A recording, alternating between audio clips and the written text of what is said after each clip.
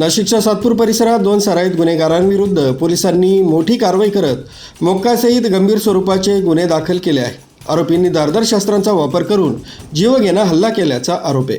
या प्रकरणात पोलिसांनी 2 आरोपींची नावे निश्चित केली आहेत। पहिला आरोपी दुर्गेश संतोष वाघमारे वय 25 वर्ष रहिवासी डीजीपी नगर खुटवड नगर नाशिक, तर दुसरा आरोपी आकाश उर्फ अभिजित कचरू आडांगळे वय 26 वर्ष स्वारबाबा नगर सातपूर नाशिक। दोन्ही आरोपींनी एकत्रित धारदार शस्त्राचा वापर करून गंभीर मारहाण केली। या हल्ल्यात पीडितास जीवघेण्या दुखापती झाल्या असून आरोपींनी परिसरात दहशत पसरवण्याचाही प्रयत्न केल्याची माहिती पोलिसांनी दिली आहे। या घटनेनंतर सातपूर पोलिसांनी तातडीने तपास सुरू केला आहे। मपोगा अंतर्गत कारवाई झाल्यामुळे वरिष्ठ अधिकाऱ्यांच्या मार्गदर्शनाखाली विशेष पथकाची नियुक्ती करण्यात आली। आरोपींचे साथीदार, आर्थिक व्यवहार आणि गुन्हेगारी नेटवर्क यांचा तपास सध्या सुरू आहे। सातपूर परिसरात वाढत्या गुन्हेगारी टोळ्यांवर अंकुश ठेवण्याकरता पोलिसांनी पुन्हा एकदा धडाकेबाज कारवाई केली आहे। पुढील तपास सातपूर पोलीस पथक करीत असून आरोपींच्या अटकेसाठी शोध मोहीम सुरू आहे।